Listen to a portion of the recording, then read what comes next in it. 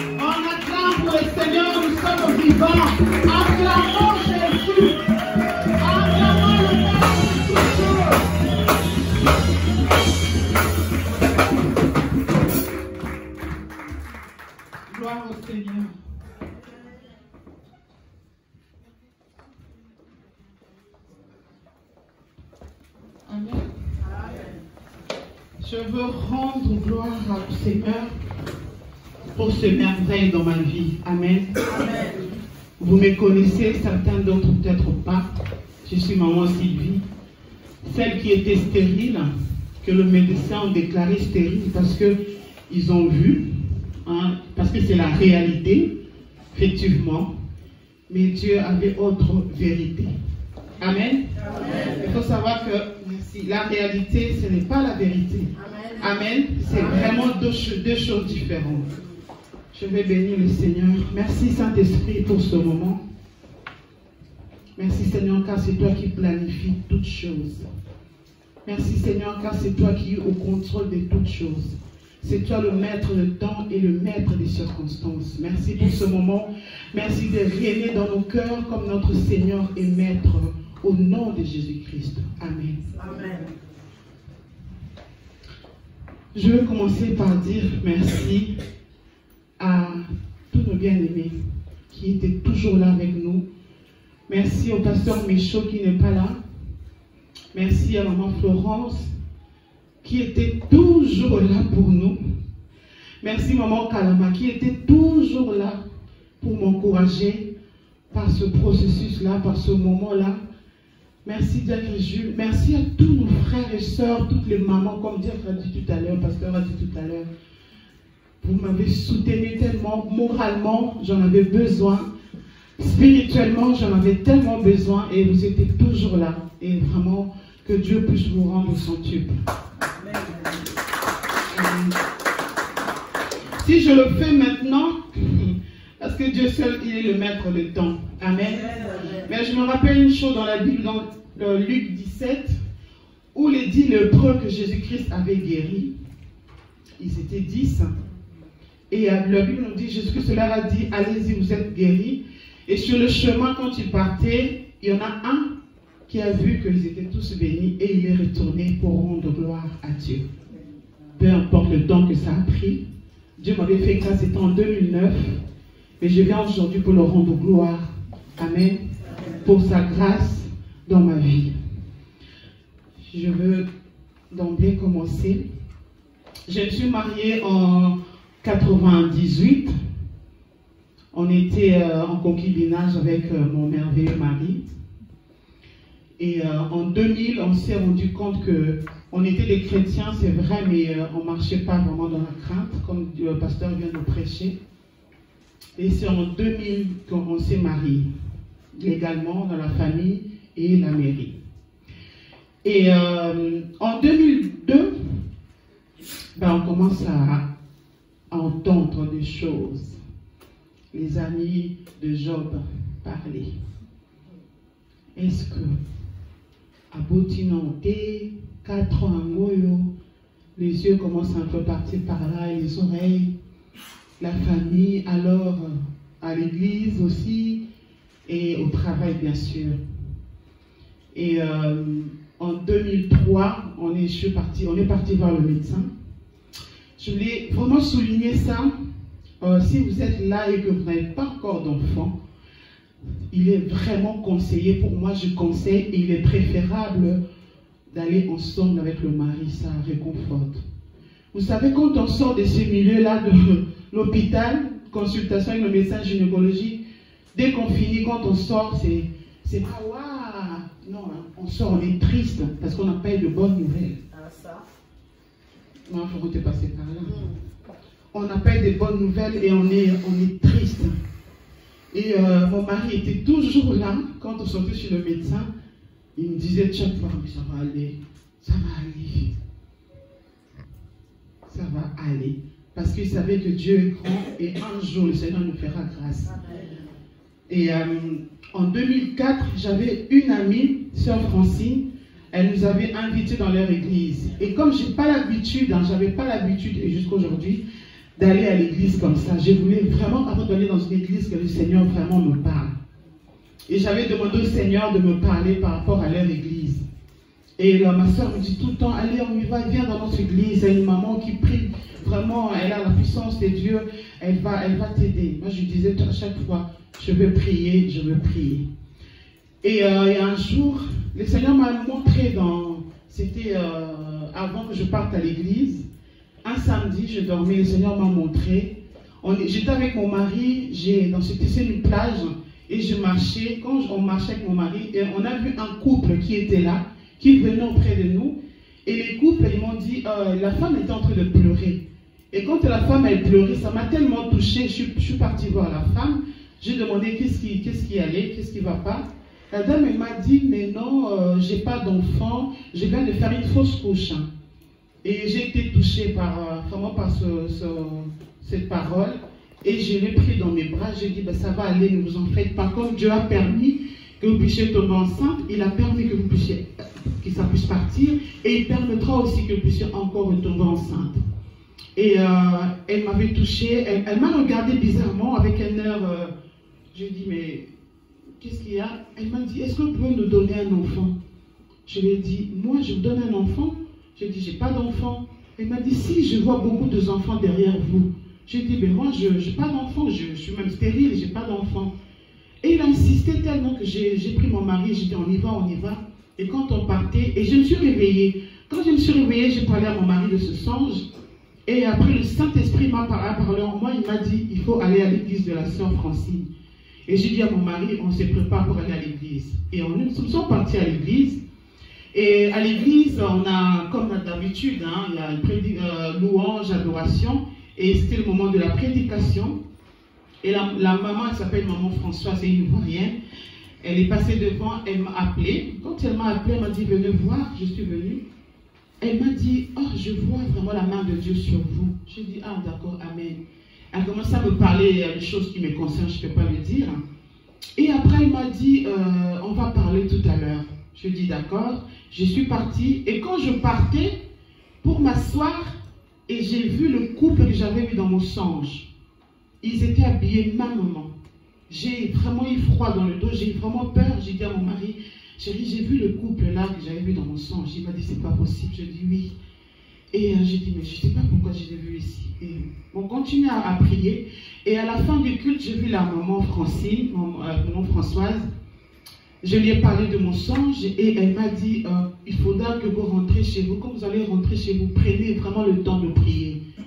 Elle m'a dit, si tu peux jeûner pendant 3 jours à sec et que ton mari puisse jeûner 3 jours aussi, mais qu'elle puisse manger à 18 h. Et j'ai accepté, on est rentré chez nous. Et le lendemain, on a commencé à jeûner. 3 jours, on a fait 3 jours comme elle nous avait demandé de faire. Et elle m'avait dit, le Seigneur va te parler par rapport au songe que tu avais vu pour la dame, pour le couple. Ce n'est pas par hasard, ça veut dire que tu as un problème en commun avec la femme. La femme, elle avait des problèmes d'ovulation. Et j'avais le même souci, c'était l'ovulation. Je ne vous ai pas dit, quand on est parti voir le médecin m'a dit, vous ne pouvez pas avoir d'enfant parce que vous n'ovulez pas. Donc moi, c'était le souci, c'était l'ovulation. Il m'a dit clairement, tant que vous n'avez pas d'ovulation, c'est qui est tout à fait normal, vous ne pouvez pas avoir des enfants. Et il m'avait donné des médicaments à prendre, et de la température à faire tous les jours après les menstrues, et le médicament à prendre par le veine, donc faire des piqûres. Donc je faisais des piqûres au moins 1 fois, donc 3 fois dans le mois. Et ces piqûres-là fait que ça m'a sorti beaucoup de boutons et beaucoup de poils. Et donc après ça, on a commencé à prier. C'était en 2005. Quand on a commencé à prier, le Seigneur m'a révélé beaucoup de choses. Le Seigneur m'a révélé qu'il y avait des problèmes d'ovulation et je devais vraiment prier. Que c'était des problèmes vraiment plus spirituels que physiques. Et j'ai fait un songe encore. Le Seigneur m'a montré clairement que quand j'étais enfant, j'étais jeune, j'avais 12-13 ans, et dans une maison, on habitait en Afrique, et il m'a fait voir cette maison-là. Je suis rentrée dans cette maison, et je voyais des serpents partout dans cette maison-là. Et j'entendais une voix me dire, tu prends le serpent-là, il faut que tu le mettes dans un mal. Tu peux le mettre dans une malle, je crois. Et je prenais ce serpent-là, je n'arrivais même pas parce que c'était tellement glissant. Et du coup, il m'a montré comment prendre le serpent par la tête.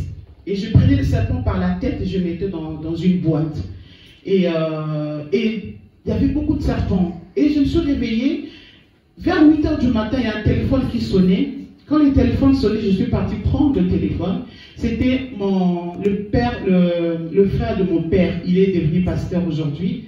C'était le pasteur Jean-Marie qui m'a appelé en me disant qu'il s'était enveillé et le Seigneur a montré que j'avais des problèmes d'ovulation et qu'il y a une délivrance. Et moi, je lui ai raconté, je lui ai dit, moi aussi, ce matin, cette nuit, j'ai vu, le Seigneur m'a montré qu'il fallait vraiment que je sois délivrée.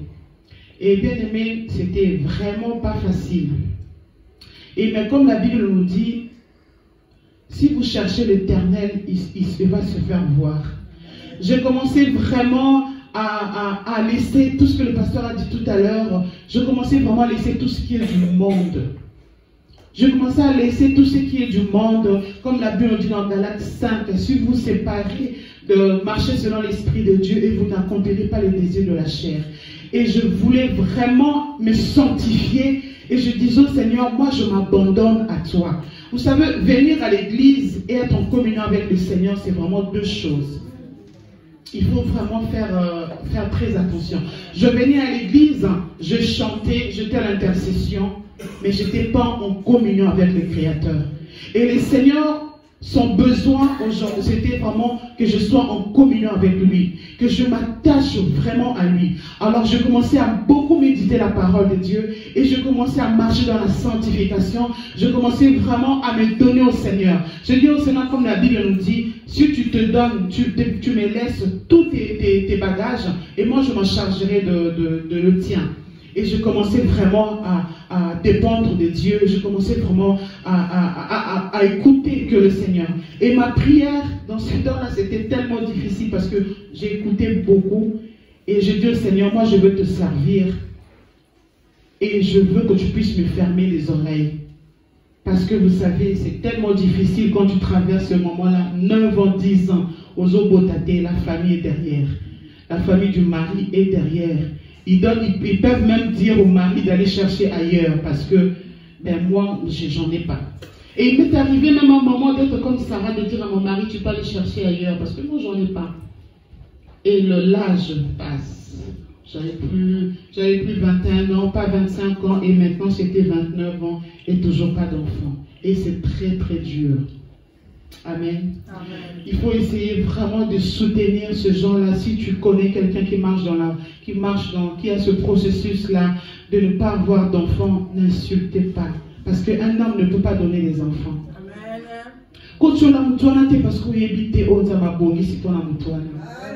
Il faut continuer à prier pour cette personne-là. C'est vrai que Nzambe, quand tu as la dernière décision, comme Job a dit, mon Rédempteur est vivant. Il se lèvera le dernier. Il n'y a que Dieu qui peut se lever le dernier.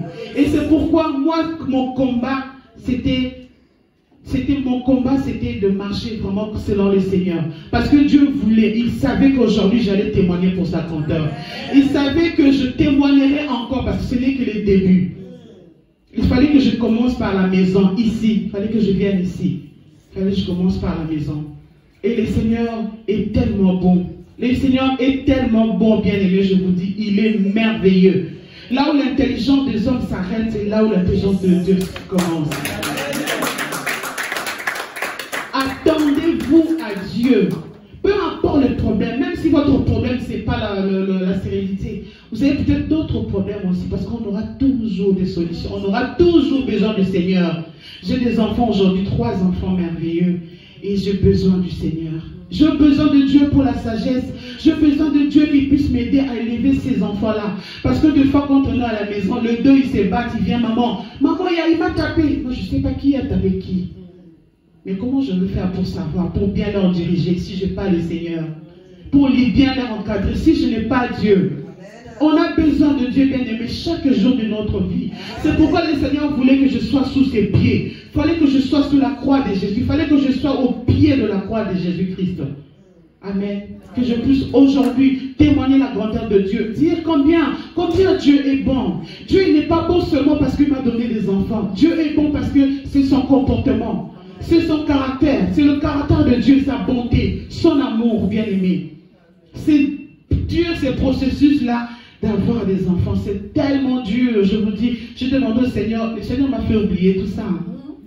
Je priais ce matin, Seigneur, fais-moi revenir cette souffrance-là. Je venais ici, je chantais, mais quand j'étais à la maison, j'étais avec mon mari, j'étais seule. Et dans mon cœur, ça a bouillonné. Quand je voyais des enfants, j'étais tellement heureuse. J'avais 2 enfants de ma cousine qui étaient tout près de moi. Et c'est elle qui me donnait ces enfants. Je les aimais tellement, mais ils n'étaient pas le mien. C'était pas le mien. Et Dieu est tellement bon. Quand vous traversez ces moments difficiles, accrochez-vous au Seigneur. Mon message d'aujourd'hui, c'est que vous accrochez-vous au Seigneur. Il n'y a que Dieu qui peut donner la solution. Amen. Tu peux parler à un homme aujourd'hui, il peut te conseiller. Mais quand tu tourneras le dos, il parlera derrière toi. Soni. En fait, c'est humain. C'est pas qu'un sali marathon, non, c'est humain. Confiez-vous en l'Éternel. Attachez-vous à Dieu sérieusement, s'il vous plaît. Si tu ne marches pas dans la crainte de Dieu, essaye, efforce-toi. Apôtre Paul nous dit, si vous avez goûté que l'Éternel est bon, attachez-vous encore. Moi, je veux m'attacher au Seigneur, non parce qu'il m'a donné des enfants. Je veux m'attacher parce qu'il est mon Créateur. Je veux m'attacher parce que quand je mourrai un jour, je vais aller au ciel. C'est ça le plus important. Le plus important, ce n'est pas les enfants. Moi, je vais aller au ciel. Et je veux que mes enfants là partent au ciel. J'en ai 3, il y en a encore.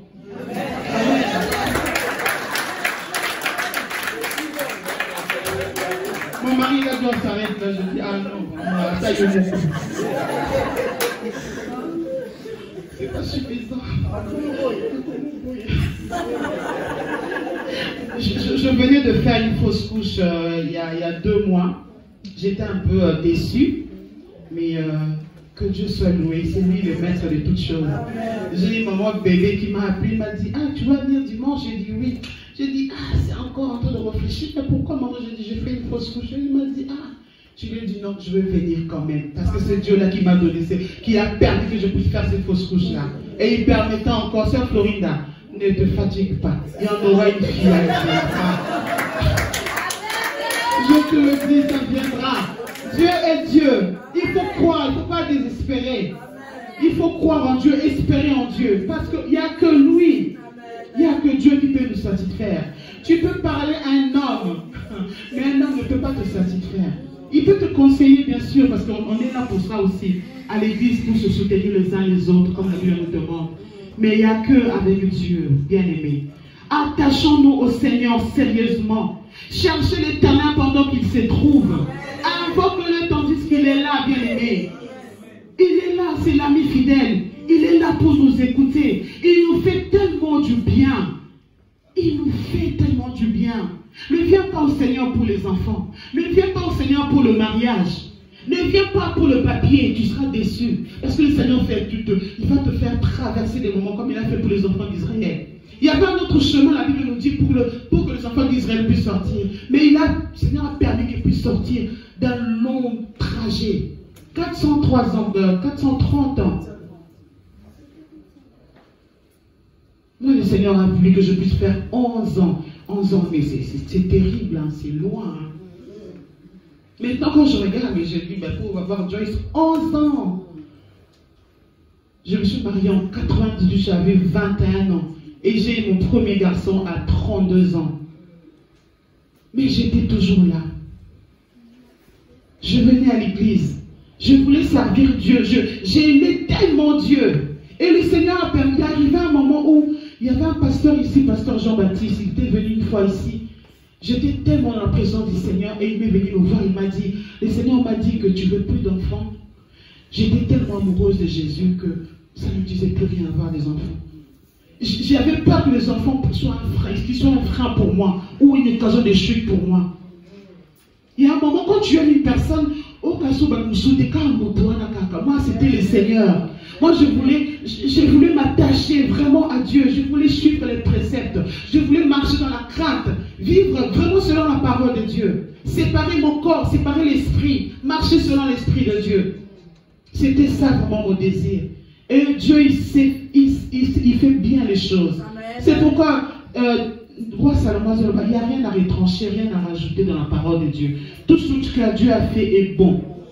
Et il a fait toutes choses bonnes, bien aimées. Tu ne peux pas rajouter, il n'y a rien à rajouter. Et tu ne peux pas enlever. Il est tellement bon. Il nous fait tellement du bien. Attachons-nous sincèrement à Dieu. Il sait ce qu'il fait. Amen. Dieu, il sait ce qu'il fait. Ne te fatigue pas parce que tu n'as pas ce que tu veux. Mais que tes yeux soient fixés sur l'Éternel. Moi, il y avait un passage à Habakkuk 2. Ah, ça me faisait du bien, Habakkuk 2. À chaque fois quand je priais, Habakkuk 2. Si on peut lire ça, s'il vous plaît.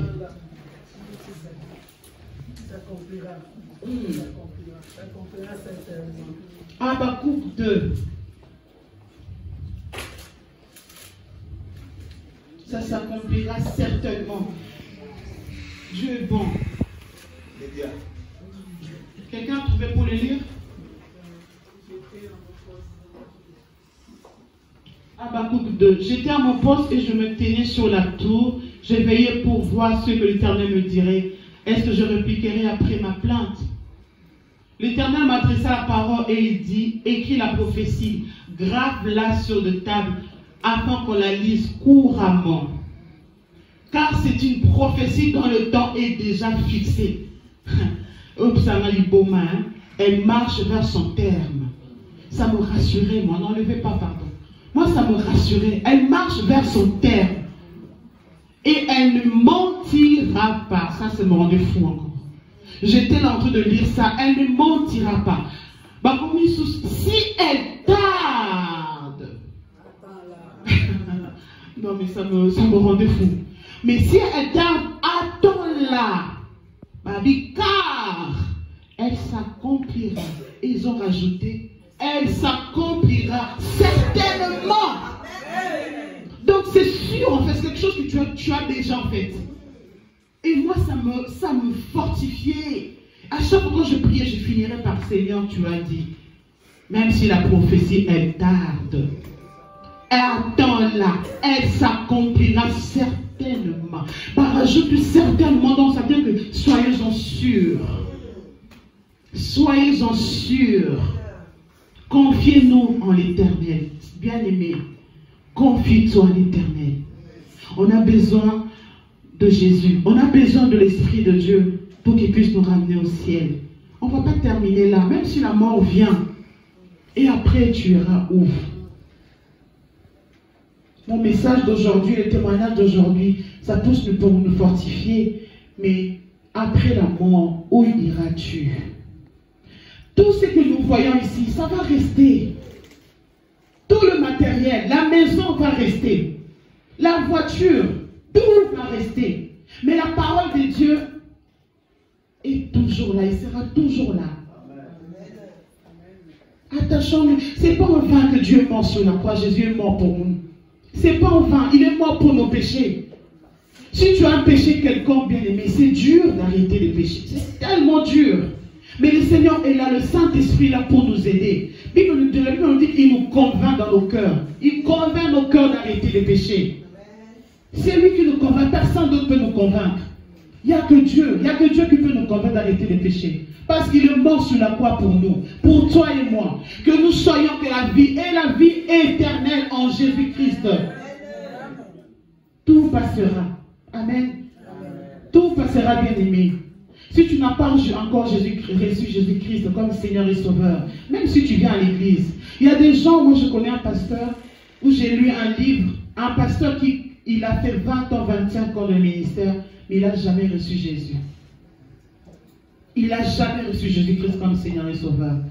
Si tu ne l'as pas encore reçu, reçois Jésus-Christ comme Seigneur et Sauveur dans ta vie. Il sera là pour toi. Dans les meilleurs moments, il est là avec toi. Dans les pires moments, il est toujours là. Il est toujours là et il veille sur toi. Et il est là pour te conseiller, pour t'orienter, pour t'aider à survivre. Parce que nous survivons sur cette terre. Nous ne vivons pas, mais nous survivons. Par la grâce de Dieu. Amen. Amen. Vraiment, je vais vous encourager. Vous qui nous voyez peut-être à la télé, vous qui n'avez pas d'enfants, vous qui n'enfantez pas encore, parce que je dis, vous n'êtes pas stérile. C'est juste le moment, comme le pasteur a dit tout à l'heure, c'est juste le moment que vous devez passer. Le moment n'est pas encore arrivé pour cela. Parce que Dieu, il marche avec le temps. Notre temps n'est pas le temps de Dieu. Notre chrono à nous n'est pas le chrono de Dieu. Il a son temps à lui. Mais nous devons simplement nous attacher à ce Seigneur-là, à ce Dieu-là. Parce qu'il ne ment pas. Il est fidèle. Il est toujours là, bien-aimé. Quand je suis tombée enceinte de Joyce, je ne savais pas que j'étais enceinte. J'ai fini mon travail et sur la route, je conduisais et j'entendais dans mon esprit, va acheter un test de grossesse. J'en ai tellement fait. Et c'était toujours négatif. J'ai dit, encore un test de grossesse? J'ai dit, mais non. Oh, mais si j'attends l'Esprit de Dieu, achète un test de grossesse. C'était tellement insistant. J'ai dit, mais non. Après, j'ai commencé à tchatcher avec lui. J'ai dit, mais si je trouve dans mon portefeuille le montant que la personne va me dire, j'achète.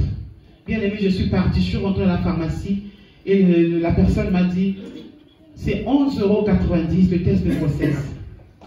Et j'ai regardé dans mon portefeuille et j'avais 11,90 €. J'ai dit, bon, je vais acheter. J'ai acheté. J'ai pris les tests, je suis rentrée à la maison. Et quand je suis rentrée, j'ai oublié de vous dire quelque chose de très important. J'avais pris une décision en 2005 de jeter tous les médicaments que je prenais. J'avais arrêté la piqûre. J'avais arrêté de prendre des médicaments. J'avais arrêté. J'ai dit au Seigneur, moi j'arrête tout aujourd'hui. Moi je crois en toi. Je veux dépendre de toi. Parce que je sais que tu es grand et que tu peux faire quelque chose. Donc je suis partie à la poubelle. J'ai jeté tous les médicaments.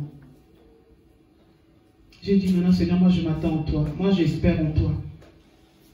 Et le Seigneur a fait grâce. Quand j'ai acheté le test, j'ai commencé à prier. J'avais pris une décision aussi de ne plus prier pour moi tous les jours pour avoir des enfants. J'en avais marre. J'ai dit, je préfère prier pour les autres. Et je commençais à prier, à intercéder pour les autres. Et moi, je me disais, je vais prier une fois dans l'année. Donc, c'était le 1er janvier, je me rappelle. Le 1er janvier, je priais pour moi. Que pour moi. Je restais dans la présence de Dieu. Je pleurais. Parce que je sais que ça va venir que l'année prochaine. Et ce jour-là, j'étais en train de prier. Et quand je priais, je me suis endormie. Et le Seigneur m'a fait voir. J'ai vu dans ma chambre un calendrier où c'était marqué 39 semaines enceinte. Un calendrier. Je me suis réveillée. Je dis, 39 semaines? Un calendrier, ça veut dire quoi? Mais j'avais en parlé à mon mari. Et le 31 octobre, quand j'ai acheté les tests de grossesse, je suis partie faire les tests. J'ai bien sûr avec pas avec le sang, mais avec l'urine. Et donc j'ai fait, et j'avais oublié que j'avais fait les tests. Et je me suis vaquée à mes occupations. Et à un moment, je pensais, ah bah tiens, les tests. Je savais que c'était une soleil négative. Hein. Et je suis partie, j'ai pris les tests. Et je vois enceinte de 7 semaines. 7 semaines, c'était marqué enceinte. J'ai dit non, mais il y a un problème. Le Saint-Esprit m'a fait rappeler, il m'a dit, va voir le calendrier.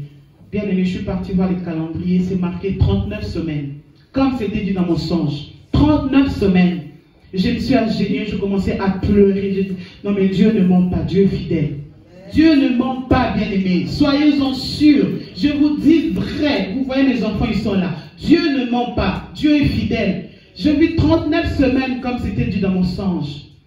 Je suis partie, j'ai appelé mon mari. Et je dis, chérie, je suis enceinte. Et lui me demande qui?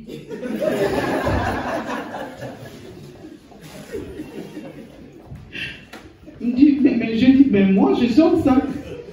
Il m'a dit, t'es sûr? Je dis, oui, je suis enceinte de 7 semaines. Et je me préparais en fait d'aller chercher un enfant, le frère de mon père, le pasteur Jean-Marie, que j'avais dit tout à l'heure. Sa femme, elle venait d'accoucher, elle était morte. Ça m'avait tellement touché cette situation-là que j'avais décidé d'aller chercher la petite fille qui avait 3 ans. Et je me préparais, j'avais acheté mon billet, son billet et tout. Et ce jour-là, j'étais enceinte de 7 semaines. Je ne savais plus quoi faire. Mon mari m'a dit, ben non, tu ne vas plus partir. Et ce jour-là, j'ai appelé ma mère. Je suis enceinte, maman. On n'arrêtait pas de crier. On n'arrêtait pas de glorifier le Seigneur. Dieu est bon, bien-aimé. Quel que soit le temps que ça a pris. J'en ai 3 aujourd'hui. Quel que soit le temps. J'ai tout oublié. J'ai tout oublié. Et à un moment, on m'a appelé les rideaux à la maison. Mais les rideaux aujourd'hui, ils ont changé les paroles. Maintenant, c'est Maman Abana. Alléluia. Dieu fait changer les paroles de tes ennemis. Il fait changer les paroles, bien-aimés. Soyons-en sûrs, Dieu est capable de tout. La Bible nous dit, il change même le cœur de Pharaon. Vous vous rendez compte, le cœur d'un roi, Dieu peut le changer. Il peut le mettre à gauche ou à droite, de faire ce qu'il veut. Bien-aimé, Dieu est capable de tout. Je veux que tu sois fortifié aujourd'hui. Je veux que tu sortes d'ici ou d'aller dire à d'autres personnes dehors que Dieu est capable de tout. Attendons-nous seulement à lui. Il ne ment pas. J'ai eu le témoignage de maman Calamansi qui me parlait beaucoup, elle me fortifiait beaucoup parce qu'elle était passée par cette situation-là. Dieu est bon, bien-aimé. Attendons-nous au Seigneur. Il est bon. Il ne ment pas, il est fidèle. Quoi que tu traverses, même si tu n'as pas de mariage, tu n'as pas d'enfant, tu n'as pas de papier, quoi que ce soit, Dieu est fidèle. Il se laisse trouver. Cherchons l'Éternel vraiment, sincèrement. Amen. et Dieu agira. Amen. Que tout l'honneur soit rendu à notre Dieu. Que le Seigneur vous bénisse.